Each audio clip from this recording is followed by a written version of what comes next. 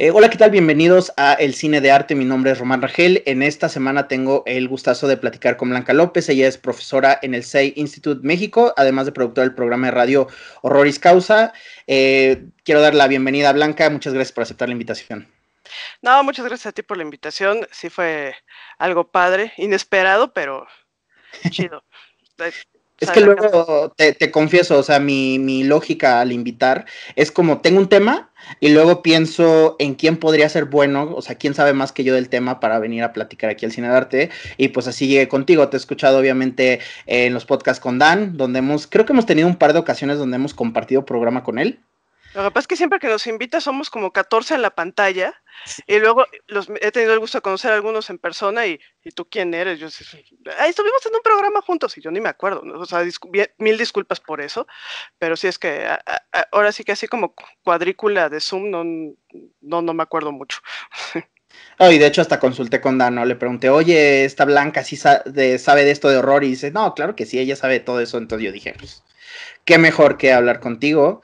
Y pues para empezar el programa, para empezar la charla, pues te quiero preguntar lo que le pregunto a todos los invitados. En este caso es que nos cuentes un poquito sobre alguna anécdota, ya sea de la infancia, de la adolescencia, que te hizo convertirte en cinéfila.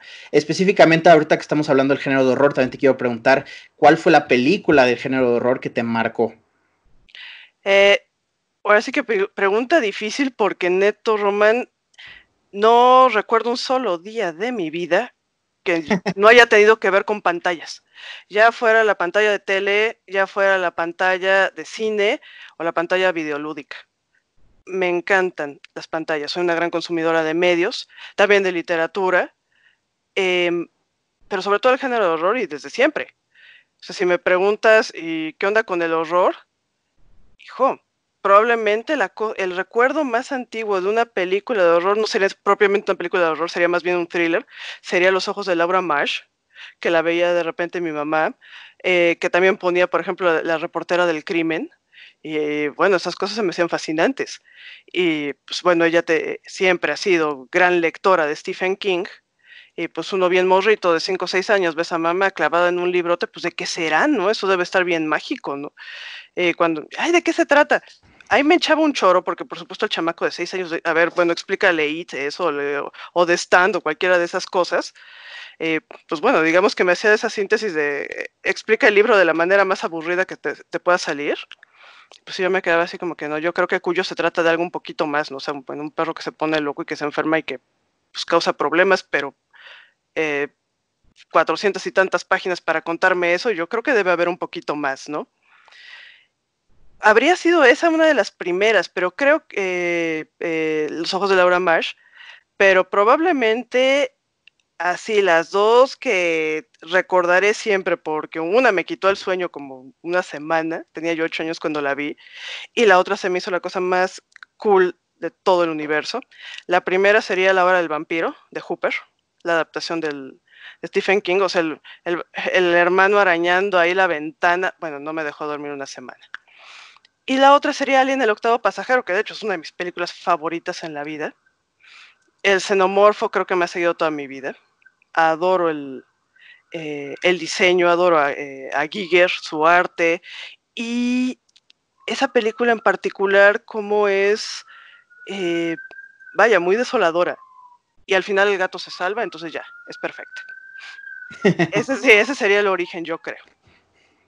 Qué curioso que menciones a Giger, porque yo tengo similarmente una relación muy fuerte con Alien, pero en realidad es la obra de Giger, porque digo, es la película favorita, una de las películas favoritas de mi papá. Yo recuerdo que de niño yo pasé mucho tiempo sin ver Alien, porque no me dejaban verla por alguna razón, pero yo no tuve el placer de verla en una pantalla grande. La vi en una televisión de 29 pulgadas chiquitas, cuando antes las hacían cuadradas las teles, no como ahorita las planas y todo. Y yo dije, a mí una película no me va a asustar en mi casa. O sea, en la seguridad de mi sala, ni siquiera la vi a medianoche, la vi como en la tarde. Y puta, qué susto me metió. O sea, la escena donde está, ¿cómo se llama el capitán de la nave del Dallas. Nostromo? Dallas, y que están viendo en el puntero dónde está el alien, ¿te acuerdas? Así que Sí. que se escucha hasta, y de repente está atrás de él porque él está como en como en la Tuberías, en ventilación, la en las tuberías, ventilación, sí. y de repente sale el dichoso alien por atrás, puta, yo grité. Así se me salió un susto. Yo dije, nunca había visto una película antes de Alien que me tuviera en ese grado de tensión. Y finalmente, pues es una película que también tiene un ritmo, pues bastante interesante, porque es lenta la película. Nos baña en este tipo de atmósfera. Y también, justamente, por ejemplo, toda la mitología que está el Space Jockey, que no te dicen nada del Space Jockey en la película, pero está ahí, ¿no? O sea, como que te siembra estas dudas que digo, Ridley Scott desafortunadamente, o como lo quieran ver, pues trató de responder muchas cosas que yo a mi parecer no debió haber respondido con Prometheus o Alien Covenant, Esas no pero existieron, por favor, y su CGI es inenarrable. Qué horror. Eso sí es de horror. aunque aunque mira, el Alien Covenant sí se me hace una basura, o sea, se me hace una atrocidad porque ni siquiera tiene una identidad. El mínimo Prometheus trataba de hacer algo diferente, era el universo de Alien, pero trataba de hacer algo distinto. Creo que escuchó a los fans que dijeron, no, es que no hay suficiente esencia de Alien y trató de darles a todos los fans lo que quisieron y quedó una porquería, que es lo que sucede cuando le quieres dar al fan lo que quiere. Pero justamente yo tenía un tarot que era de Giger. O sea, era como un tarot, pero tenía las imágenes de Giger. Y yo me encantaba verlas. ¿Tú la tienes también? A ver. Mijo, tú pídeme de Giger. Tengo una tesis de maestría sobre Giger, de hecho. Ah, pues tú también es el mismo. Ay. El Space Jockey está acá atrás, están los huevitos, está la simpática tripa. Usted disculpará, nos estamos mudando, entonces ya empecé a guardar mis alienígenos. Pero si hay un monstruo que es importante en mi vida es el xenomorfo. Sí, definitivamente. ¿Sabes qué otro monstruo, a pesar de que la película es bastante mala? La criatura de especies, que también es un diseño de Giger. Sí. Está, ¿cómo se llama el personaje? Se me olvida. Jill. Ajá, Jill, ajá. Me parecía muy interesante que digo, la película, y creo que sacaron hasta 3 o 4 secuelas que esas también no existieron, pero hay algo de Giger que es muy, no solo es como erótico, pero también es algo, es lo desolador del mundo de Alien. También, por ejemplo, en el documental de Dune de Jodorowsky, que supuestamente también iba a colaborar Giger también ahí, pues son magníficos los diseños de Giger. Entonces, ya nos alejamos un poquito del tema, pero pues somos hermanos de Giger y yo sueño con ir al bar de Giger. Y a su museo también. Espero que hacerlo antes de que nos mate el coronavirus, pero sí. Te quiero preguntar, ahorita entrando de lleno al género del horror, así muy en generalizado. Siempre yo he visto al horror como un género menospreciado por los académicos, ¿no? Siempre vemos cada año que hay una gran película de horror con una gran actuación, tipo Toni Collette por Hereditary, y obviamente sí, completamente ignorada. ¿Tú qué crees que es esto de por qué los exquisitos o los académicos del cine ven el horror como un género menor? Creo que hay dos géneros que son vapuleados como menores. Uno es el horror y el otro es la pornografía. Pero también coinciden que creo que son los dos géneros que son genuinamente más sinceros con respecto a la naturaleza humana y qué es lo que genuinamente nos perturba. O sea, en lugar de ser géneros complacientes, apapachadores, donde podemos distinguir de una manera muy maniquea los buenos y los malos, y los buenos siempre van a ganar al final, aunque sea una cuestión milagrosa, Marvel. En el caso del horror no pasa eso. Creo que son géneros sumamente confrontacionales. O sea, es muy in your face lo que se tiene que resolver. Ahora, no solamente estoy hablando de los creature features, sino en general las diferentes aristas de la condición humana que no queremos ver. Si estamos hablando de un thriller, si estamos hablando de asesinos seriales, si estamos hablando de cosas, por ejemplo, pensaba La Purga, y toda la serie de La Purga, por la número 3 es brillante, qué bruto.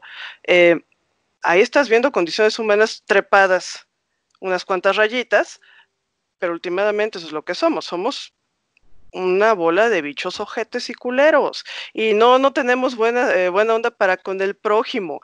Eso es algo que aprendemos en nuestra chaqueta mental una vez insertos en la cuestión social, pero esa condición donde tenemos una moral recta, una bondad pura, somos bien pensantes y somos los buenitos, olvídalo, ¿no? Creo que eso más bien es un acto de negación de nuestra condición humana. Lo hemos visto en la filosofía, lo hemos visto en la literatura, no me extraña que ocurra también en la cinematografía. Es más, en el ámbito de los videojuegos, bueno, tú sabrán que más bien me dedico a la investigación sobre videojuegos, particularmente videojuegos de horror, sí, por supuesto. Estás hablando de que el horror sí es una experiencia muy fuerte para muchos. Te está deshaciendo los fabulosos mundos fantásticos de certidumbre, de lo racional y del control. O sea, por acá anduvo circulando, no sé si lo viste, un artículo que sí me estaba botando la risa porque jajaja, sí es cierto. Los fans del horror han lidiado mejor con la cuestión de la pandemia. Pues sí, toda la vida estás viendo puros worst case scenarios, ¿no?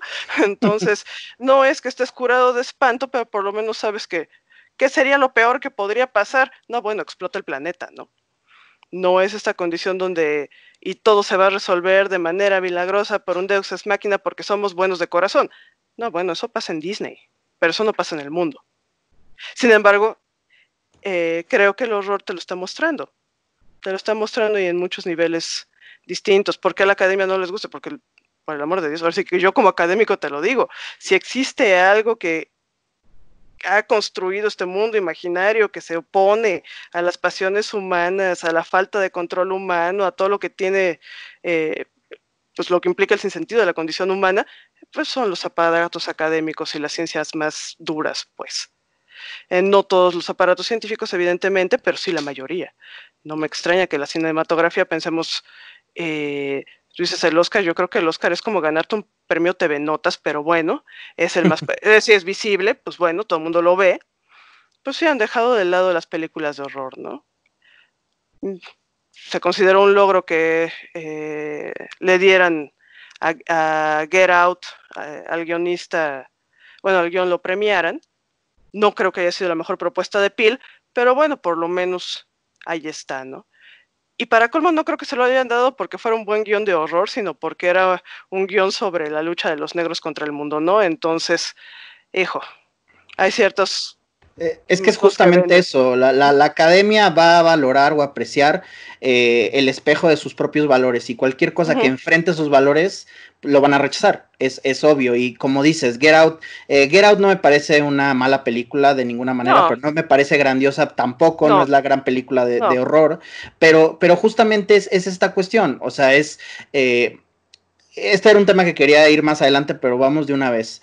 Hay un término que nació un poquito de moda en las redes sociales y en estas revistas populares que hablaban de lo que era el elevated horror, es decir, Jordan Peele con Get Out, las películas de A24, que era una manera de hacer comentario político-social con el género de horror, y parece que olvidan que el género del horror siempre lo Siempre lo tuvo. ha hecho, es que Sí, siempre lo ha hecho. o sea, Night of the Living Dead, desde Iba a ahí hay decir, comentario político. les valió gorro Josh Romero, les valió gorro Wes Craven, por supuesto, les valió gorro Carpenter, Spencer Hooper, todos esos cuates de la nueva ola norteamericana, perdón, pero lo que están haciendo es hacer un retrato de las sociedades norteamericanas y qué está pasando hacia adentro de ese tejido social. Pensaba, por ejemplo, títulos como The Chainsaw Massacre o Hills Have Eyes, perdón, es los urbanos civilizados versus los campiranos, que son una bola de salvajes incestuosos. Dirán misa, pero la percepción no ha cambiado el día de hoy, ¿no? Hasta están diciendo que poco falta para que Leatherface vote por Trump, ¿no? O sea, toda su y, familia. Pues sí. y de hecho, justamente es la película de Hooper, es increíblemente relevante y efectiva al día de hoy. Yo la vi hace unos meses de nuevo, Texas Chainsaw Massacre, la original. Es una joya y es Preciosa. perturbadora y es una cosa increíble. Cosa que no pasa en ninguna de las secuelas, que hay unas que son infames. Pero esa película también tiene un poder que reside de su comentario social.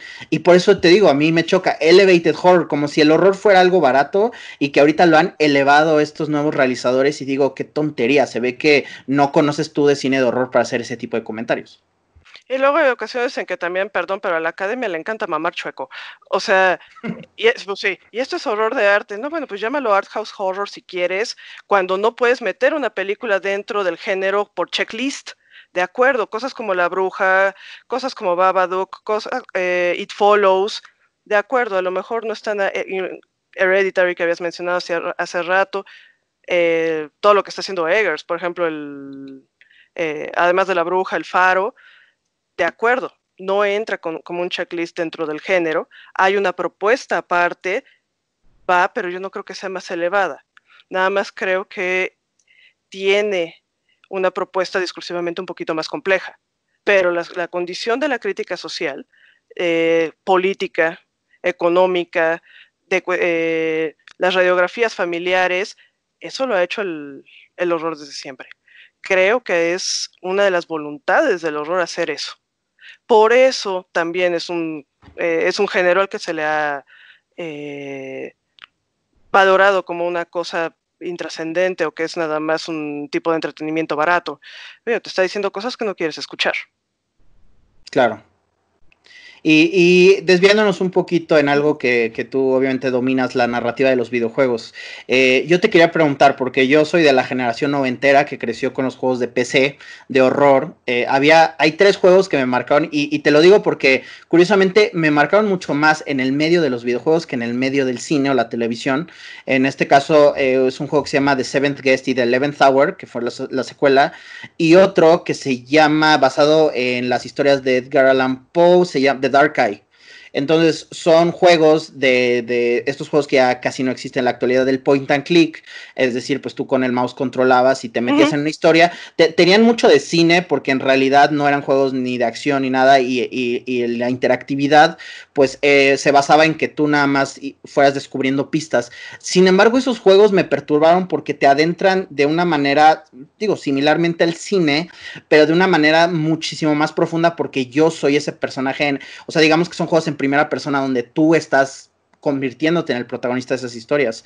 Entonces, hablando del horror, en este caso en la narrativa de los videojuegos, ¿qué juegos para ti han logrado muy bien capturar esa esencia del cine de horror, pero en el formato de videojuegos? Más bien yo los derivaría al revés. Creo que pensemos cosas como Resident Evil 1, Silent Hill 2, Silent Hill The Room, Condemn, Manhunt, te diría, a mí me encantó The Evil Within, pero recientemente hemos estado trabajando en clase uno que también creo que es una masterpiece, el PT de Hideo Kojima, el que hizo para Silent Hills, el mejor videojuego de horror que jamás fue, porque fue cuando se divorció de Konami. Creo que son obras increíbles, pero tienen esta condición donde no le está pasando a un personaje en tercera persona, un él o una ella, que pues son víctimas de un guionista perverso y un director torcido, sino que te está pasando directamente a ti. En ese sentido, por ejemplo, cosas como las adaptaciones al revés, de videojuegos a cine, luego por eso no sirven, o sea, pero te tienes que subirle más rayitas. El problema es que también quieres pegarle a una audiencia gigantesca. Espérate, cuando en realidad estos videojuegos, a pesar de que muchos de ellos son AAA, pues en realidad están dirigidos a un nicho. No es cierto que todo el mundo juega survival horror, o sea, por más increíble que sea, no sé, pensemos algo como Days Gone, perdón, pero FIFA vende mucho más, Halo vende mucho más, ¿no? Las aventuras, los quests siempre son más taquilleros que el survival horror, pero precisamente por esto. A muchas personas les provoca un montón de angustia. Cosas como el PT, uno de los juegos más angustiantes yo creo que probablemente de la historia. Y si lo ves, es un espacio en forma en L, y estás lupeado ahí unos 30 minutos, 25 minutos, bueno, y sales cagándote, ¿no? Pero además con una condición que además también dentro del juego de horror es bien sincera. A ver, lo hiciste bien, ya lograste salir, solo para ver que todavía todo sigue desmadrado y igual te la pelas, ¿no? Como con Resident Evil. Resuelves bien, te portaste como dijo el sistema que tenías que portarte, sí resolviste los puzzles, todo increíble, y de todas maneras, aunque ganes, te la pelas. Creo que en ese sentido son profundamente sinceros los juegos de horror. No es un final feliz, pues, donde te portaste bien, palomita, te fuiste al cielo. No, no es cierto, te comió el zombie. Y lo chistoso ahora que mencionas lo de las adaptaciones de regreso, ¿no? Por ejemplo, yo escuché que Resident Evil, el original, tiene mucha influencia de Romero, y creo que cuando querían hacer la adaptación al cine, querían a George Romero que dirigiera la primera Resident Evil, que obviamente hubiera sido algo muy interesante, que no se dio, finalmente fue Anderson, pero en el caso de Silent Hill, que a mí me parece una película sumamente fallida, aunque visualmente es maravillosa, captura perfectamente lo visual, la cualidad estética del primer Silent Hill, sin embargo, no captura nada de la historia, ni de la tensión, ni, o sea, ¿cómo hacemos una adaptación que funcione a ese nivel? Bueno, en el caso de Silent Hill, sí hay que reconocerle algo. Hicieron un milagro ordenando una historia que era un relajo, ¿eh? Pero salvo eso y la condición visual, sobre todo en la segunda, la condición visual creo que es muy interesante. La película podría no haber existido jamás y el rumbo de la historia seguir exactamente igual, ¿no? Pero bueno. ¿Cómo adaptar los juegos? Tenemos un problema, porque las cosas la experiencia de horror que te plantea un juego está fundada en que te ocurra a ti. Hay cosas que son interesantes porque tú las haces, pero sentarte a alguien a verlo puede ser una hueva fabulosa. Eh, Eso pasa mucho, por ejemplo, en los juegos de pelea. En el caso de FIFA, pues sí, a lo mejor habrá que... No faltan los televidentes que les encanta estar viendo partidos de fútbol, que el partido de fútbol puede ser muy interesante, pero estar viendo una película sobre FIFA, yo creo, bueno, ya superé supercampeones, ¿no? Gracias, ¿no?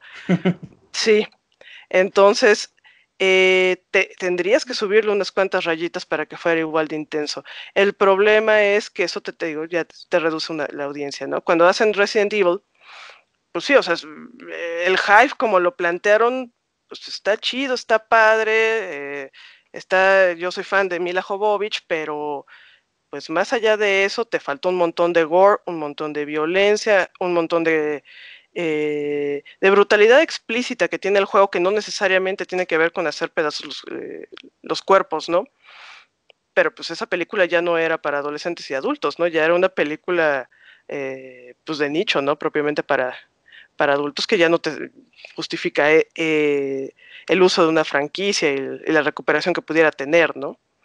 Entonces, mucho de lo que le pasa a los videojuegos subyace en eso, ¿no? Se termina no funcionando. Ahora, no es una cuestión universal. Prince of Persia dicen que estuvo muy buena. Bien. Pues, Yo le saqué a ver Assassin's Creed. Después, la última de videojuegos que vi en el cine fue la de World of Warcraft y dije, ni una más. Sí, muchos años jugué World of Warcraft, entonces, sí, no, por el amor de Dios, esto es horrendo. Sí hay cosas que es interesante jugar, pero que a lo mejor ver necesitan otro tipo de desarrollos. Porque además luego también se entra en la historia. Está bien, en los NPCs va, pero pues sabes que mi personaje principal, mi protagonista, si tienes que hacer que me importe. Si no soy yo, me vale madres, ¿no? O sea, y justamente en el cine, pues sí estás viendo o sea, de alguna forma nuestra imaginación juega muchísimo en favor de los videojuegos, y además que los videojuegos siento yo que son un medio que también son, bueno, también el cine lo puede ser, pero sumamente efectista, es decir, está como la tensión de Resident Evil, estás en este pasillo, no ves nada, sabes que se va a romper el cristal y va a entrar un perro y te va a atacar, ¿no? Pero existe esa tensión porque lo estás de alguna forma tú vivenciando, no como en el cine que estás viendo a un actor que está haciendo lo mismo y obviamente cero tensión. Por ejemplo, hay una como subcultura que me resulta interesante que son lo de los creepypastas, ¿no? En 4chan, donde están escribiendo estas leyendas urbanas de terror, ¿no? Y también hace, por ejemplo, cosas como Slenderman. Que el videojuego de Slenderman, pues digo, es una cosa muy sencilla, pero es sumamente efectiva. Slenderman The Eight Pages es un juegazo desarrollado con 3 pesos, ¿eh? Sí. Y lo que logran es la verdad impresionante. Y justamente yo me rehusé a verla, pero hay una película de Slenderman. No la veas, no la veas, no la veas. Pero también hay un documental que sacó HBO que se llama Beware Slenderman, sobre un caso de una niña que supuestamente intentó matar a su amiga por el Slenderman, lo cual que es mucho más efectivo a nivel de tensión, porque otra vez tú te estás imaginando algo muy perverso, ¿no? Como si el Slenderman fuera real y poseyó a una niña, la perversión de la pureza de la inocencia, etcétera. Pero eso es mucho más efectivo en una película de terror barata donde te sale el dichoso mono ahí bien feo, pero no te causa nada. Entonces eso a mí me lleva a la siguiente pregunta, que es como en el género del horror, el efectismo, es decir, cuando son los sustos baratos, el uso de gore, cuando vemos esas películas, que a mí me encanta, lo que es la serie B, versus estas películas que tienen un discurso mejor articulado, digamos, como Get Out o estas más recientes, ¿tú qué crees que envejece mejor en el género del horror? ¿Películas que se enfocan más en los elementos efectistas o películas que tienen como que un discurso más desarrollado? Normalmente te diría que el discurso, pero también depende, porque el discurso puede estar pues acotado a que es significativo en un determinado marco histórico. Se puede rebasar. Acabo de ver una madre que a todo el mundo le está encantando. Rotten Tomatoes le puso 100%, pero la verdad es una cosa lamentable. Se llama Host y se trata de, es una película de shooter, Sí. basada en un desmadrito, que una cosa que era en realidad un gimmick nada más, pero no da para hacer una película. Personajes intercambiables, como no tienes un lenguaje cinematográfico, ni siquiera sabes a dónde mirar y de repente pasa algo, pero tienes que regresarle porque no viste que eran los... estaba el chamuco atrás de una de estas monas, que las 6 son idénticas, entonces no sabes ni a cuál mataron, ni cuál salió, ni cuál se desconectó. Te puede valer madres, ¿no? Ahora, ¿qué pasa con ese tipo de películas? A lo mejor está interesante pensarla como, pues ahora que tenemos que estar encerrados, estar zoomeando, estar en videollamadas todo el tiempo, pues entonces ya no tenemos ni siquiera esa cápsula de la seguridad del hogar, ¿no? Ahí ya fuimos invadidos, no hay manera de desconectarnos, siempre estamos acompañados. Eh, pero eso está acotado un tiempo y espacio, es ahorita.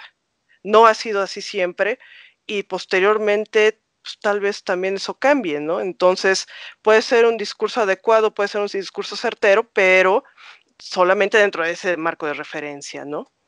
Ahora, la condición de los efectos es que también depende de los efectos, ¿no? O sea, yo pienso, por ejemplo, en una película como Maniac, la original, y los efectos que hace Tom Savini, pues no me importa que se vean del año del caldo, siguen siendo funcionales, está cuidado y hay una expresividad en la imagen que mucho del CGI no pudo dar. Entonces creo que también hay una especie de cuestión artesanal expresiva en esa construcción de imagen a través de los efectos. Ahora, si crees que nada más los efectos van a lograr efectivamente trastocar algo, conmover o perturbar, es una apuesta creo que demasiado inocente, ¿no? O sea, miedo a que el chamuco te brinque, híjole, y que me saques un trapo, hijo, pero el trapo te mata, es como Lights Out, ¿no? Dices, pues está simpática, pero más allá de eso no me estás ofreciendo mayormente nada, ¿no? ¿Quién había hecho Host? La de, ¿cómo se llama? Unfriended, ya lo había hecho antes. Este rollo que sea como por Zoom y... No, la de Unfriended es todavía más lamentable, no manches. Pero fíjate que, no, o sea, a pesar de que tenemos esos dos casos donde no veo ninguna propuesta, te pongo un tercero que sí. Nacho Vigalondo, el director de Cronocrímenes, tiene una que se llama Open Windows es con Elijah Wood. Una cosa bien interesante. Y además, ¿quieres algo creepy? Eso, a ver, el chico este que está viendo a su youtuber favorita y pues ve que la secuestran y pues está involucrado en vamos a rescatarla. Para que finalmente logre rescatarla y resulte que los fans están más dispuestos a pagar por ver cómo la matan que ver por cómo la rescatan. Creo que eso es una cosa infinitamente más interesante, amén de que está desarrollado a partir de puras interfaces de cámaras de circuito cerrado, de videocámaras, de cámaras de celular y de cámaras de la computadora. Creo que es una propuesta infinitamente más interesante, como historia, como construcción narrativa y además como propuesta de imagen, ¿no? Y que hablando de Elijah Wood, creo que ha participado, incluido el remake de Maniac, que a mí me parece valioso, el A mí me remake de Maniac. encanta, el de Está Coulson me encanta. súper bien hecho, súper bien hecho. Y justamente sí vi la de Nacho Vigalondo, la de Open Windows. Lo que no me gusta de Open Windows es algo que me pasa mucho con el género del found footage, que es justamente cómo buscamos excusas para que dentro de la historia sea lógico que los chicos o lo que a quien le esté pasando la circunstancia siga grabando, ¿no?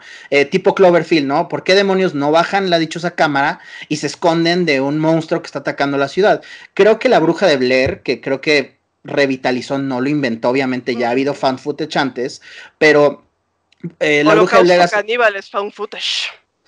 Pero Holocausto Caníbal, pues es como también la idea de este grupo de realizadores que están haciendo como un reportaje y se encuentran en la isla caníbal, etcétera, ¿no? Pero creo que es muy bien logrado en La Bruja de Blair porque estás muy metido en la historia de esta chica que está obsesionada con hacer su película y ese grado de obsesión la que los lleva a que finalmente los maten. Creo que ahí funciona muy bien, pero en películas como Chronicle, por ejemplo, llega un punto en que dices, no hay, aunque la película no me desagrada, pero no hay justificación por la que sigan grabando. Y en Open Windows creo que el realizador y todos están como que agarrados de las uñas para tratar de justificar el gimmick, que es esto de las pantallas. Y aún así, creo que se sostiene infinitamente mejor que tanto Unfriended como Host. O sea, esas están en la misma liga que El Heredero del Diablo, donde, espérate, o sea, si estás dormido y son las 2 de la mañana, oyes ruidos en la sala, puedes pescar un bat, una chancla o la cámara fuerte. No, no es cierto que pescas la cámara, por el amor de Dios. Creo que el sostener como vamos a mantener una imagen es un motivo necesariamente narrativo. Pensaba en Rec, la primera. Tú estás viendo a esta reportera, que es una reportera de 3 pesos, que siempre la mandan a cubrir puras cosas de hueva y apestosas, y por primera vez tiene algo importante. Ella dice, la cámara no se apaga.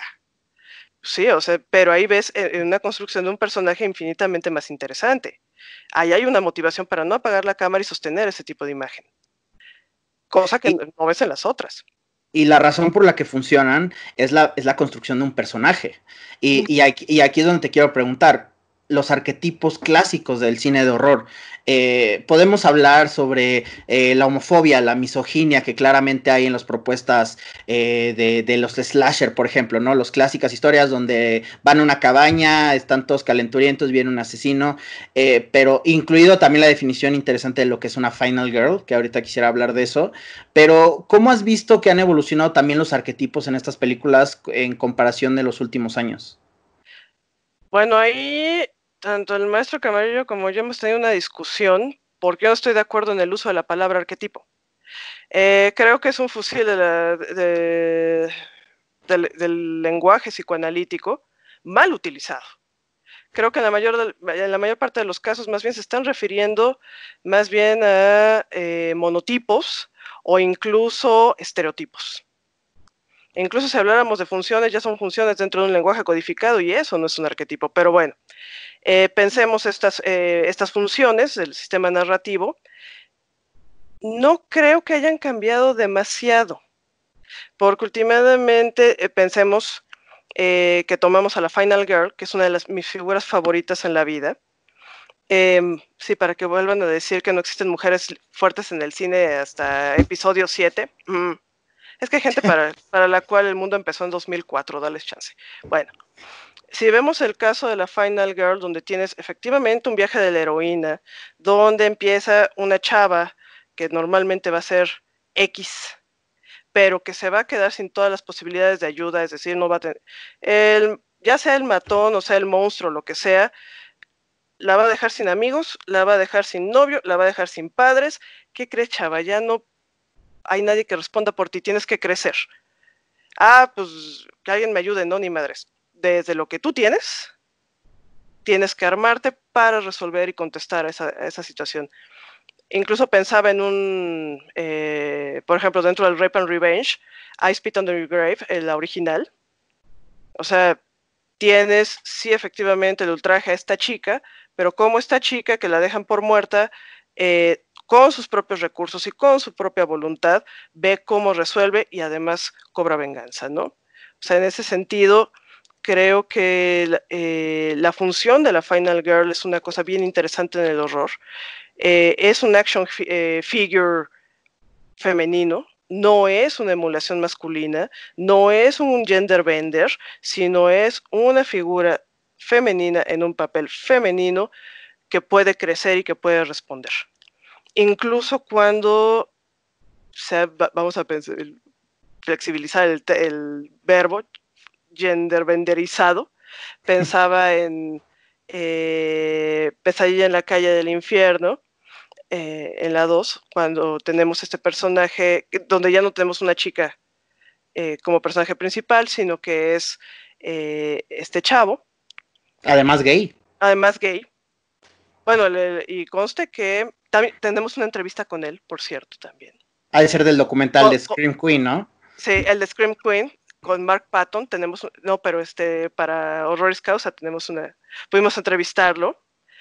Una cosa bien interesante, como sí, dentro de ese pues papel que no es propiamente una chica, porque no lo es, pero no es un hombre estereotípicamente heterosexual, macho alfa, héroe de la situación, también crece, también madura y también puede resolver, ¿no?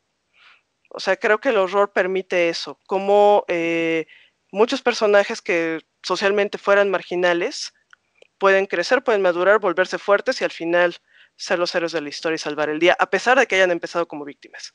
Creo que es de los pocos géneros que genuinamente da agencia a personajes, a etnias, a grupos que normalmente no son el héroe de la historia, ¿no? Y no pensamos al género como un género de empoderamiento, hablando, por ejemplo, de la mujer en las películas, pero tienes toda la razón, digo, el clásico ejemplo de la Final Girl es Laurie Strode en Halloween, ¿no? Y esa evolución de ese personaje que para mí, digo, yo aquí igual voy a decir algo controversial, nunca he sido fan particular de la serie de Halloween, no me gustó nada la última película de Halloween, pero entiendo que Halloween, la original, es un parteaguas, obviamente es un clásico, pero justamente si ves Halloween 2, esa construcción que haces del personaje de Laurie, de ser una chica inocente, hasta, se podría decir, hasta débil al inicio de la película, ingenua, y al final es una mujer pues que lo ha perdido todo, como bien mencionas, pero finalmente en la 2 no hace nada. En la Halloween que no pasó, porque creo que en la nueva película es como si no hubiera pasado la segunda, ni las chorrocientas secuelas que no sé cuántas existan.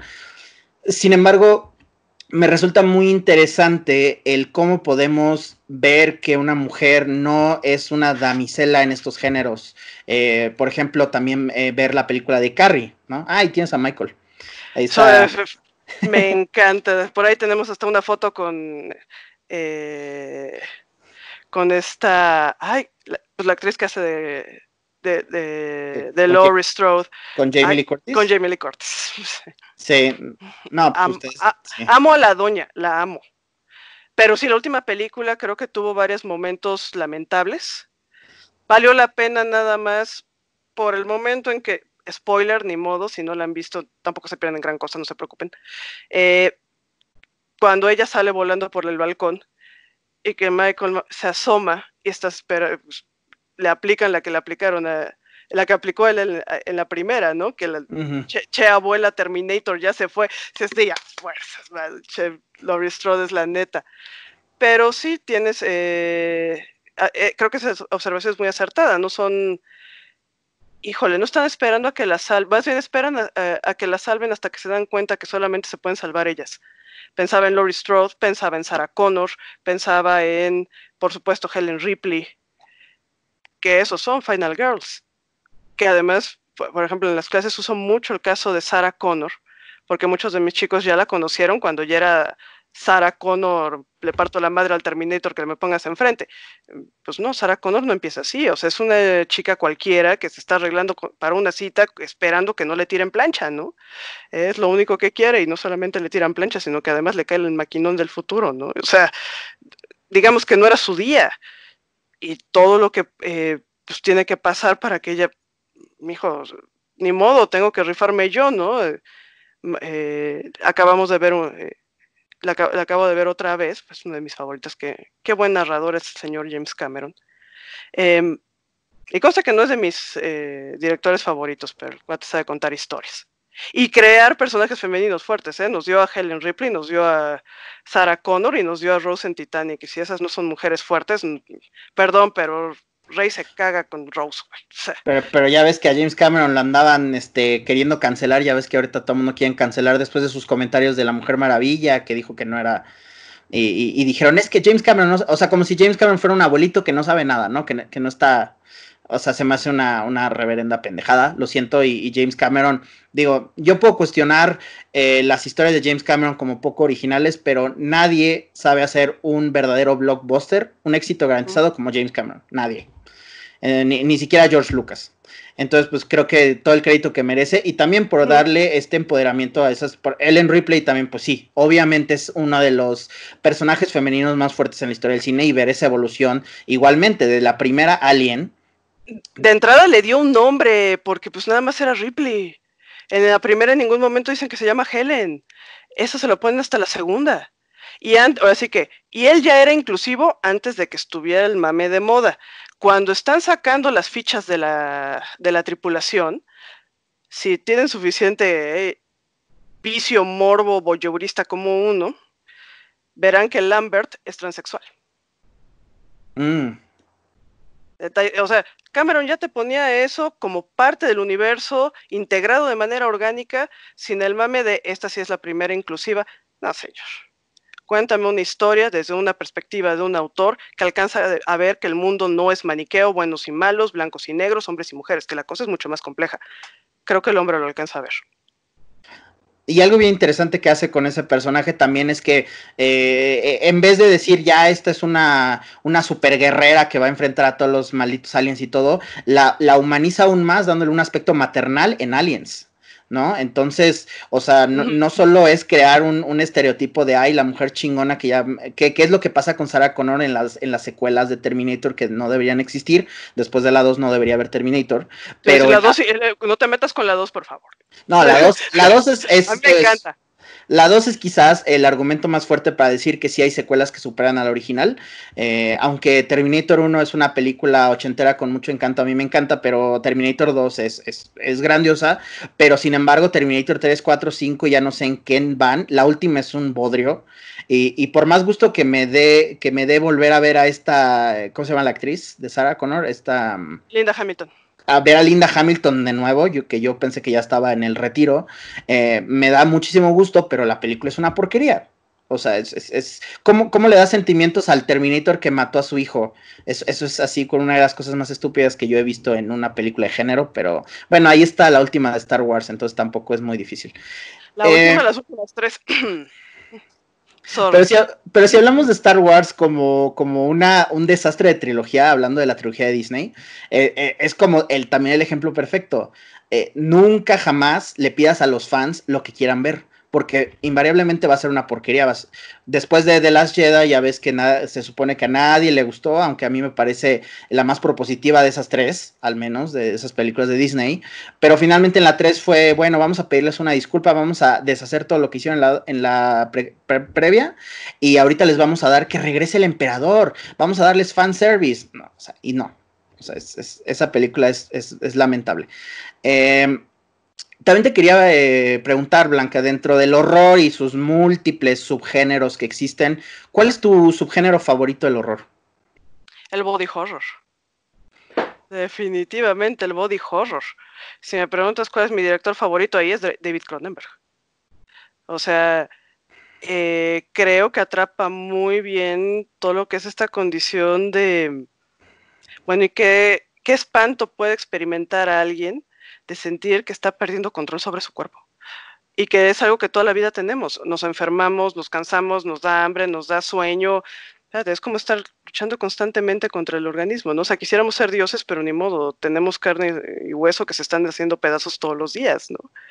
Y conste que eso es en un estado común y corriente. O sea, él que lo lleva a las últimas consecuencias en algo como la mosca o algo como Rabbit. O sea, creo que es una cosa fabulosa. Y su hijo no canta mal las rancheras. Brandon Cronenberg con Antiviral. ¡Qué bárbaro! ¿Ya viste Posesor? No, mato por verla. Sí, te va a gustar muchísimo. Es que... la necesito ya. Ay, sí, la necesito ya. La puedes encontrar en los lares, que no me gusta recomendar, pero ya saben, la pueden encontrar por ahí. Lo que hace Brandon increíble es que Brandon está continuando el trabajo de su papá de los 80s, de David Cronenberg de los 80s. Possessor es una película que tiene todas las características de David Cronenberg de los 80s, para su beneficio y para su crítica también, porque yo también siento que a Brandon le falta un poco de identidad propia. Sí se siente mucho de su padre, pero creo que está haciendo mejor cine que su padre está haciendo ahorita. ¿Cuál fue la última de David Cronenberg? ¿Qué película sacó? No fue... La de... ¿Cuál fue? ¿Cuál fue la última? Todavía después del Método Peligroso hubo otra, ¿no? ¿Fue la de Cosmópolis? Creo que sí. Que no, bueno, está bien, pero no fui demasiado fan. Ah, no, Maps to the Stars. Maps Ay, to the Stars es la última. fíjate que tampoco fue mi hit, ¿eh?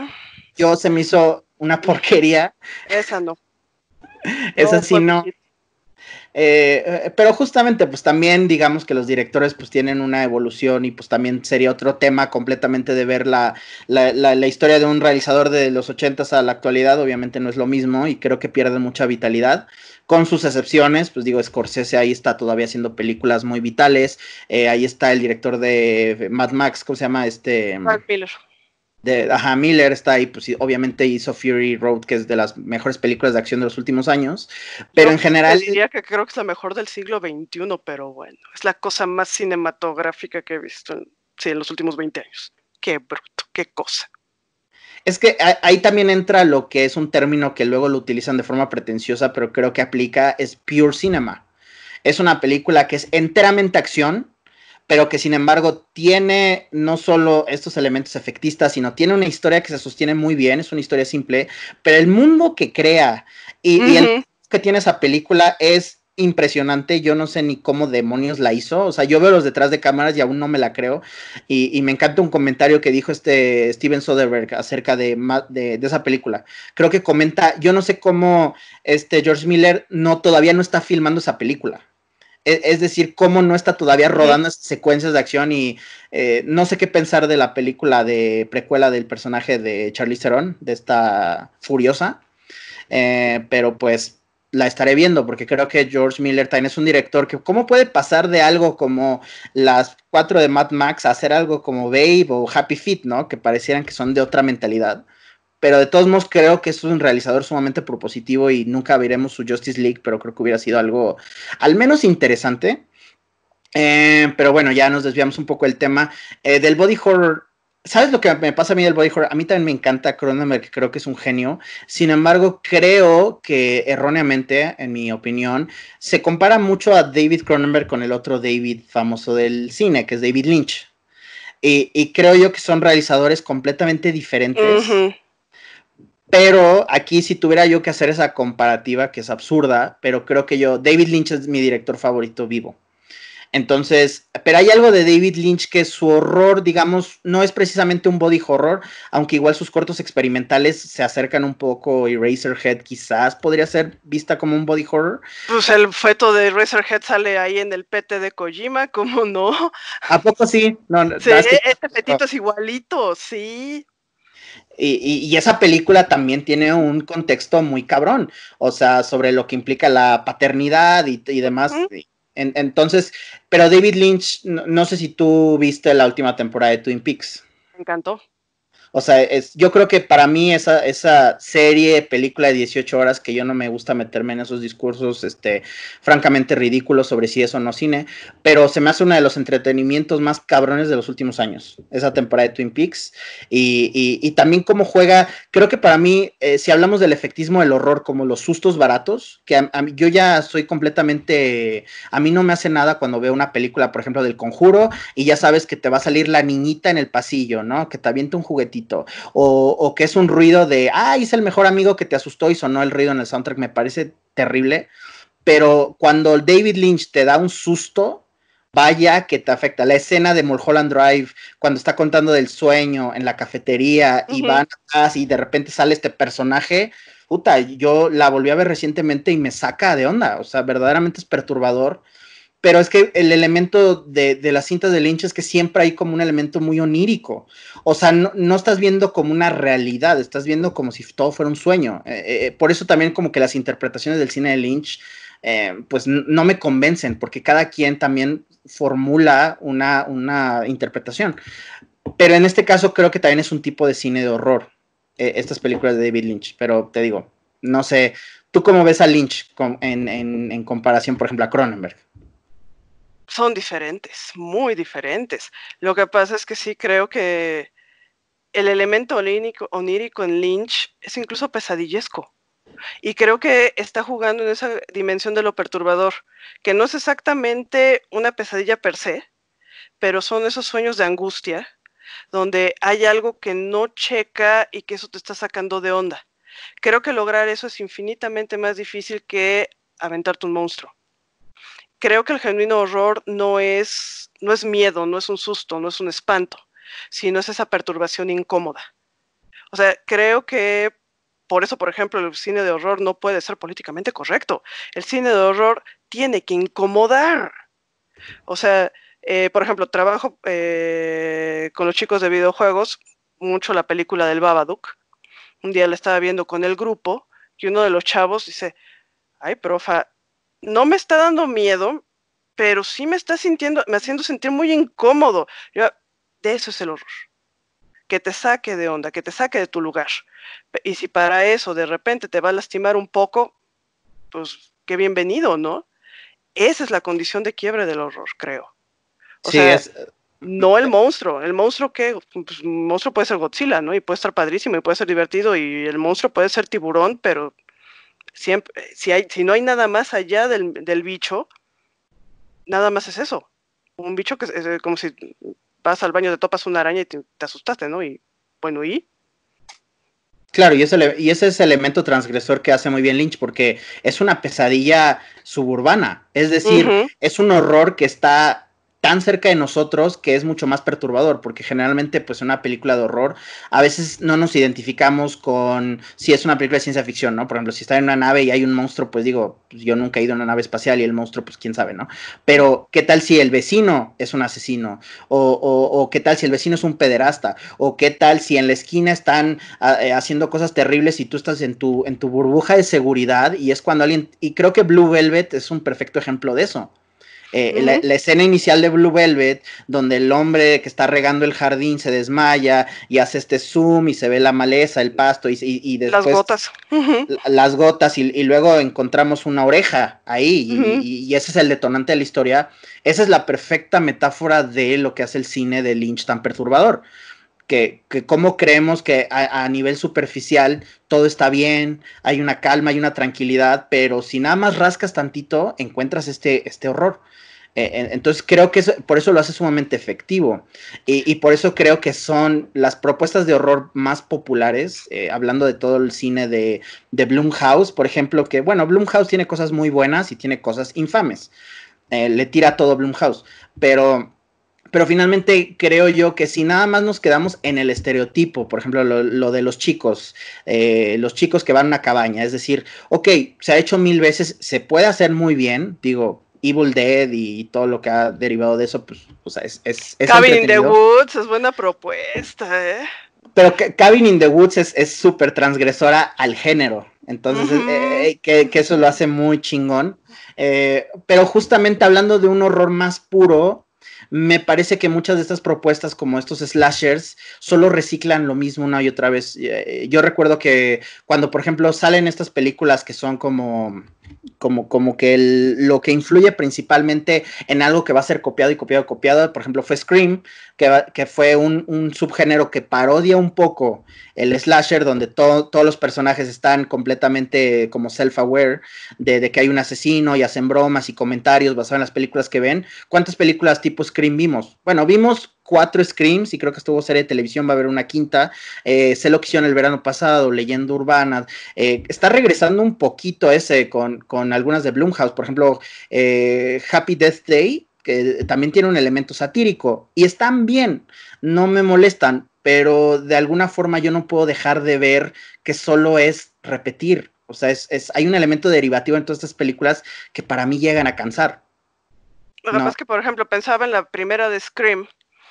Creo que tiene sus bondades. Creo que ahí Wes Craven, ¿por qué no iba a ser una metapelícula si ya le habían robado Pesadilla en la calle del infierno, ¿no?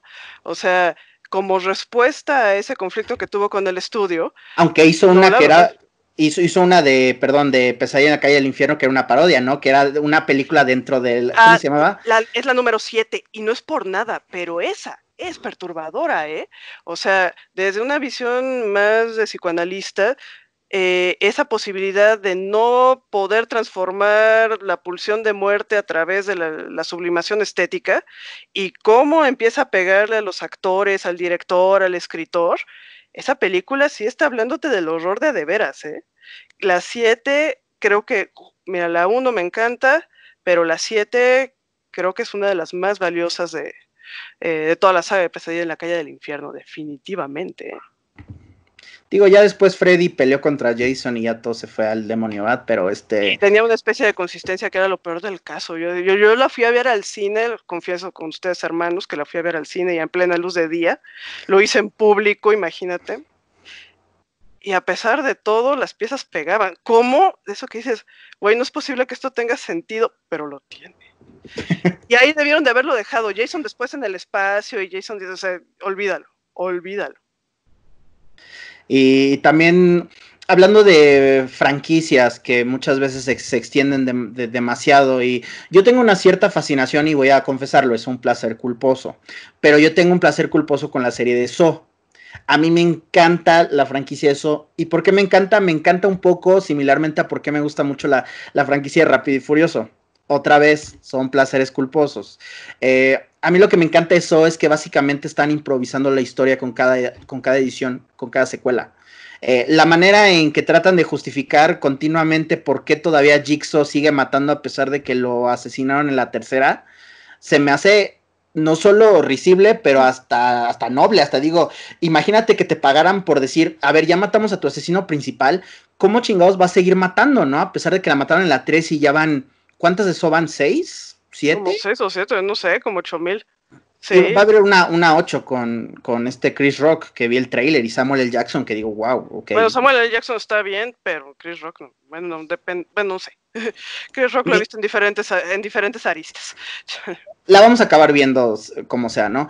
Pero que finalmente, si uno sigue esa saga, es muy interesante porque también tratan creo que desde la 4 o la 5 de Saw, tratan de humanizar al personaje de Jigsaw, hasta poniéndole elementos así de que su esposa estaba embarazada y un delincuente accidentalmente la mató y entonces por eso quiere castigar a todos los malos. O sea, a mí algo que me choca en el cine es cuando agarran a un villano icónico tipo Hannibal Lecter y le quieren dar su película precuela o su backstory donde justifica por qué mata a todos, ¿no? Porque en realidad es una persona malentendida y en realidad quiere solo castigar a los malos. Y digo, güey, cuando tú tratas de mistificar a tu personaje, su historia la matas completamente. Es más, creo que destruyes el horror que hay en esos personajes. O sea, pensaba en Halloween la primera, donde ¿por qué se fue sobre Laurie Strode y sus amigas? Porque fue la vieja que fue a dejar la llave. Si hubiera sido la otra señora que tenía que ir a dejar las llaves, hubiera ido sobre la señora y nunca nos enteramos qué pasó. O sea, el estar dando cuenta de las causas de por qué ocurren las cosas, destruye ese elemento del genuino horror que está más allá de lo racional. O sea, creo que ya son ganas de aventarle una chaqueta mental defensiva a algo que, espérate, así de crudo pasó, ¿por qué? Pues porque el tiburón llegó, porque existe el xenomorfo, porque hay un Babadook dentro de la señora, porque Freddy Krueger se mueve en los sueños, güey, ya. Y te puede pasar a ti. Pero Laurie Strode era la hermana, bueno, sí, pero eso se lo pegaron después. De entrada era cualquier persona en cualquier circunstancia que nada más va a dejar una llave a una casa, que todo el mundo lo ha hecho, y te puede cargar el chamuco en ese momento. No, o sea, eso está explicando a Jigsaw. Espérame, creo que a mí me encantó la primera y la segunda también, pero sobre todo la primera me encanta todo el aparato. Espérate, yo no necesito saber este señor por qué está loco. O sea, ¿por qué me tienes que explicar, no sé, a Jason? ¿Por qué me tienes que explicar a Leatherface? O sea, ¿por qué tendría yo que... ¿Y para qué? No puedes hacerlo. De entrada no puedes hacerlo porque el genuino horror, el que sí funciona, el que perturba, está más allá de la explicación, chavo. No hagas el oso. Y el misterio es parte del horror. O sea, finalmente, hablando de asesinos en serie, o sea, por ejemplo, una película que pues no es precisamente de horror como tal, pero me resulta increíblemente efectiva, es Zodíaco de David Fincher. Y es lo increíble de la historia del Zodíaco, a pesar de que ya recientemente creo que se encontró evidencia de que sí era o no era el personaje que era el sospechoso principal, pero era la idea de que Zodíaco podía ser el vecino, podía ser cualquiera. y que finalmente esa historia no podía tener un final feliz donde todos luchan y lo encuentran y lo arrestan y todo. No, o sea, el horror más puro viene de un lado muy oscuro del hombre y no tiene justificación, porque hay veces que hay gente que es mala, simplemente porque es mala. Hay una, hablando de cine de asesinos en serie, es una película creo que de Ato Megoyan que se llama Felicia's Journey de los 90, no sé si tú la viste. Sí, sí. Y lo que se me hace muy interesante de esa película es que habla, el personaje de Bob Hoskins es un asesino, pero contrario a otras películas donde dicen, no, pues es un asesino porque obviamente su mamá era una prostituta o su padre adoptivo abusaba de él o cualquier explicación psicológica, aquí él tuvo una infancia muy buena que su madre lo quería mucho y aún así era un asesino en serie y eso se me hace muy perturbador porque eso quiere decir que la maldad no siempre deriva de una infancia o de un trauma, sino hay veces que quizás, o sea, tipo Damien, ¿no? En The Omen, hay veces que, pues digo, ok, Damien es el hijo del anticristo y lo que tú quieras. Detalles, no iba a ser buena onda, ¿no? O sea, pero hay veces que sí, que la maldad a veces es inherente a la naturaleza de alguien sin tener una explicación psicológica, que a veces los realizadores además, le quieren dar. Y que además también se escapa esta separación tajante de lo sano y lo enfermo. O sea, es una dicotomía estadounidense, sobre todo en medicina psiquiátrica, donde pues es que si hacen esto son patológicos, pero si tienen estas características son perfectamente sanos. No, mijo. O sea, a ver, John Wayne Gacy era un tipazo, Ted Bundy también, o sea, Edmund Kemper, perdón, pero hasta nos está leyendo ahorita cuentos en la cuarentena y poemas, además. Y no todos sufrieron maltrato. Hay otras formas de matar a los hijos. La madre devoradora no tiene que ser golpeadora, puede ser una madre adorable. O sea, en ese sentido, fíjate que sí le veo, de las pocas explicaciones, así Freud by the book, de asesinos seriales a Norman Bates en Bates Motel, las primeras 3 temporadas, donde no está, o sea, ves en Norma Bates una señora común y corriente, nada más que pues su hijito nadie se lo toque, ¿no? Y pues sí, que tu hijito nadie te lo toque también genera asesinos seriales, señora. No tienes que violarlo, no tienes que golpearlo, no tienes que quemarlo, no tienes que mutilarlo. Puedes ahogarlo y obturarlo con tu amor, que también te puede salir un asesino serial, ¿no? O sea, la psicosis brota de un montón de lados.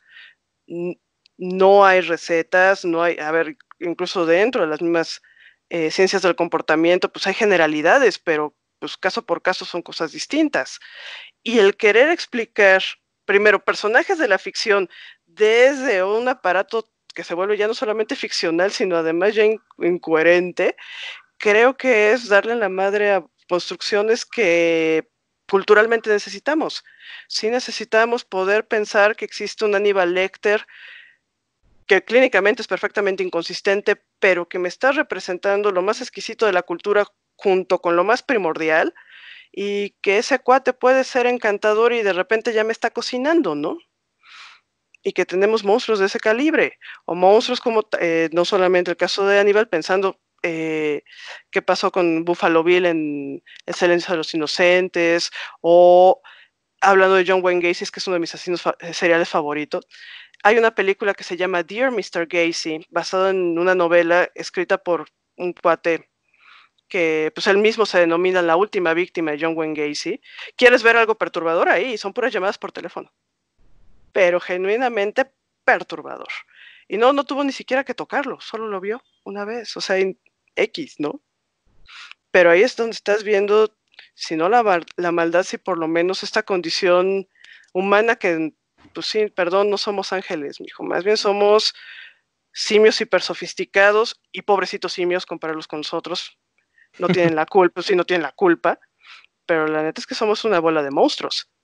Y creo que una manera donde efectivamente puedes confrontar eso, reconocerlo en ti, es a partir de verlo en el espejo de la pantalla. No necesariamente somos todas las Final Girls. Si la sociedad mexicana fuera la Final Girl, ya seríamos primer mundo definitivamente, pero agarrar la onda de que pues, a veces también somos el Jason y también somos Freddy Krueger y también somos un asesino de 3 pesos nada más, ¿no? A lo mejor somos un Ed Gein, pero pues Ed Gein está en todos nosotros, ¿no? Igual que el Babadook. pero que nos cuesta reconocer eso y a partir de ahí empezar a elaborar y reconocer que nuestras obras cinematográficas, cómics, obras plásticas, pues refleja, es una manera de darle salida a ese monstruo. O sea, esa condición de la cancelación, porque es que la dimensión moral de los autores, a mí qué chingados me importa. Mientras lo pongan en la ficción y no lo pongan en la calle, está súper bien. El arte es un producto de nuestro chamuco, no un producto de que somos buenas personas. Lo lamento. Sí, y para mí el arte es el catarsis o la terapia más efectiva que hay. Porque, pues, de alguna forma quizás no te estás liberando propiamente de los demonios, pero los estás interpretando de una forma racional, contrario a la vida real, que vivimos una vida irracional, sin entender nuestros complejos, nuestras necesidades, nuestros miedos, todo eso. Y el cine lo hace, pero lo queremos ver nada más como si, es entretenimiento y ya. Y claro que no, o sea, una película de horror toca, o sea, bueno, una buena película de horror toca estas emociones tan primales, tan básicas, y eso es lo que me parece interesantísimo del género. Y ya nada más rápidamente quería hacer un paréntesis que mencionaba Psycho. Yo no he visto Motel Bates, pero hace poco vi las secuelas de Psycho. Qué buena película es Psycho 2, ¿eh? Sí, la he revalorado también. O sea, es una película que yo creo que es de las secuelas más improbables en la historia del cine, porque pues la original Psicosis se estrenó en el 60. 61, ¿no? 61, y la segunda creo que fue 15 años después, me parece. Y justamente, pues uno dice, ¿cómo vas a hacer una secuela de Psicosis a pesar de que, bueno, tienes a tu protagonista que vive al final, está internado, pero la 2 hace cosas interesantes? Ya la 3 y la 4 ya se me hace muy mala, pero la 3 es un poquito más como un slasher ochentero tradicional que no se me hace malo, pero la 2, muy buena película. O sea, me sorprendió gratamente. Y también hablando de, obviamente ya para cerrar el programa, pues tenemos que hablar de Hitchcock, el susodicho llamado maestro del suspenso. ¿Qué es lo que hace Hitchcock con su protagonista en Psicosis? O sea, la mata a... ¿Cuántas? A los 15 minutos se muere en el primer acto. Lo que pasa es que es un extraño caso de protagonista secuencial, o sea, que se van pasando la estafeta. Claro, tienes que ser Hitchcock para que te salga bien, ¿no? Evidentemente. Pero creo que es una condición bien interesante porque nos hace cómplices de alguna manera de lo que está pasando con esta chava, muy bien armado. Ay, ¿qué crees? Pues no es una mala persona, pero pues me gustaría irme con mi güey, pero no tenemos dinero, somos pobres, pero tenemos un trabajo que no lleva a ningún lado, tengo chance de volarme con el dinero. Entonces, do it. Sí, sí lo hizo. Güey, la van a cachar. No, sí se pudo pelar. Hijo, espero que no le caiga el chamuco por pinche castigo ahora sí que crimen y castigo. Bueno, sí, pero la mataron a ella, no a mí. Fiu. Qué bien manejado está todo ese pedazo. Lo que pasa es que creo que Hitchcock creo que en ese sentido es muy bueno manejando la angustia. O sea, cómo lee con la historia, con quién te puedes identificar, qué esperas, te lo da, pero también te va a dar tu castigo, ¿no? O sea, creo que en ese sentido son narrativas bien obsesivas, pero muy bien logradas. Habría alguien a quien también me gustaría mencionar, al señor Roman Polanski, particularmente de Lodger y todos estos personajes en general que ha tenido, que también van pues descosiéndose, pero que pues, también son como cotidianos. O sea, sí, ahí está el bebé de Rosemary, Repulsión también hace eso. Sí, es una tremenda película. Y es justamente, otra vez, o sea, es el horror que deriva de la pesadilla urbana. O sea, el bebé de Rosemary, tienes esta pareja, pues viviendo pues bastante bien en unos departamentos, pues, digo, casi de lujo, y pues uno creería que eso no es un entorno ideal para el horror, pero es el entorno perfecto para ese tipo de horror que va creciendo sin que nos demos cuenta, y ya cuando se aparece ese verdadero horror, así como la idea de, oye, sí, esta mujer tiene el hijo del anticristo, pues te pega muchísimo más cabrón a que si desde el principio vieras así como unos residentes que están así medio raros, ¿no? O sea, el horror tiene que construirse, yo creo que aparte también de elementos que sean fáciles de identificar al espectador, porque en el momento en que tú no te identificas no te va a dar miedo. Pues sí. Entonces justamente creo que esa película también del bebé lo hace increíble. All of them witches. Pero pues lo que pasa es que sí, o sea, esas imágenes de perfección, esas ilusiones de perfección, cuando se rompen son perfectamente siniestras. Velo en lo real. Podemos haber pensado, sí, Alemania, los líderes del mundo libre, no sé cuánto, mira qué rifados, su doctora, la Merkel, no mames. Y son los primeros en Berlín que están haciendo esas marchas masivas porque no están de acuerdo con el confinamiento y que seguramente van a tener una reincidencia de casos. Yo, espérate, esto lo vemos aquí quemamos clínicas, aquí creemos en el hombre lobo de Chiapas. O sea, los mexicanos hacemos eso, pero ¿cómo los berlineses? O sea, si creías que había un mundo mejor que este y era una ilusión para ti, pues ¿qué crees? Llevamos 15 días con esa ilusión rota. Y ese es el horror en lo real. Pero, pues, a ver, ¿por qué el bebé de Rosemary funciona? Por exactamente lo mismo. Ese mundo que creías que de maqueta, que funciona súper bien, pues ¿qué crees que no? No.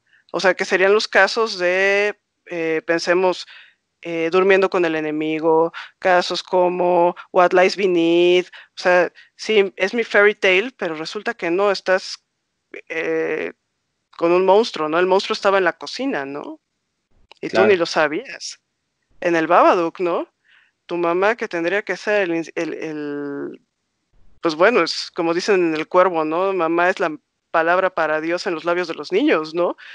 Y pues resulta que pinche chamuco que trae metido la señora y tiene ganas de matarte. Y para colmo que sí lo ves en la clínica, ¿no? O sea, ahí estás viendo cosas del error de lo real, sublimadas y puestas en una experiencia estética que redunda en una experiencia también muy sincera, muy genuina, que es la diferencia con las, pensemos, habías dicho Insidious, que están hechas en serie. Si está bien la factura, sí, pero ahí no estoy viendo un error, una película de horror genuino. No puedes chorear a alguien con que te voy a contar una historia que te va a asustar. No, más bien te puedo contar una historia que me asustó a mí y te voy a convencer de que eso estuvo gacho. Eso es diferente. Esas son las voces de los autores. No sé si viste hace poquito, salió hace como un mes, una película que se llama Relic. Eh, Creo que es una producción australiana también, como el Babadook. Relic, tengo la impresión de que sí. Lo que pasa es que, como te explico, diario vemos dos películas. Se te Entonces, juntan, ¿no? Así. Pues digo, ya para cerrar el programa, porque ya pasamos la hora, pero ay, sí, se me hace, no importa, no, podemos seguirle. Pero justamente es una película que también un poquito toma del Babadook, un poquito toma de Hereditary, el horror basado en los lazos familiares. En este caso es una señora que vive sola en su residencia, así desaparece al inicio de la historia, y su hija y su nieta van a buscarla. Entonces, cuando llegan a la casa, notan cosas raras de la mamá, pero después de unos días de andar buscando, la encuentran, aparece así haciendo el desayuno como si nada en su casa y le dice, oye mamá, ¿dónde andabas, no? ¿Cómo puede ser que ya llevabas una semana fuera y qué pasó? Y ella dice, no, pues nada más me quise ir. Y te das cuenta que el deterioro mental de la señora se está reflejando en las cosas que pasan en la casa a ellas. mm, Y sí. es una película muy deliberada, o sea, tiene un ritmo lento, pero sumamente efectiva, ¿eh? Y el final es muy hermoso, digo, no lo voy a spoilear también porque es una película muy reciente, pero tiene una última escena muy bonita que hace algo que iría en contra de toda la lógica que harían los personajes en una película normal de horror. Pero te digo, si no la has visto, no lo voy a decir. Echaré el ojo, sí, te la debo, ¿eh? Y probablemente la tenga en la lista de por ver. Es una cosa enorme, sí. Porque digo, películas de horror, si hay un género que se produce, pero como si fuera maquila, es el género del horror. Porque digo, cualquiera puede hacer una película de horror, ya sea con 3 pesos en un bosque donde no necesitas ni siquiera pagar derechos para filmar. Y digo, obviamente va a ser una basura, pero también hay propuestas muy buenas que todavía se están produciendo. Y pues bueno, Blanca, con esto yo creo que dejamos aquí la charla. Yo te quiero agradecer muchísimo, otra vez estuvo buenísima, la No, verdad. muchas gracias a ti, Román, estuvo bien chido, estuvo cool. Sí, Tenemos que hacer uno de Giger, hermano, o sea, a mí sí. me encantaría hacer de puro Giger. Yo creo que también nos podríamos echar una hora fácil hablando de Giger. Pero justamente ahorita, nada más, ¿dónde te podemos encontrar? En redes sociales. En redes sociales me encuentran como en Facebook Blanca López, entre paréntesis Nuclear Wolf, en Twitter @NuclearWolf79, ahí me pueden estar atrapando. Perfectísimo. Y a mí me encuentran como marcador 00. Ya saben quién seguir la conversación, mentadas, lo que quieran. En Twitter a mí me encuentran o en YouTube. Ahí también pueden dejar sus comentarios. Y pues sin más, muchas gracias.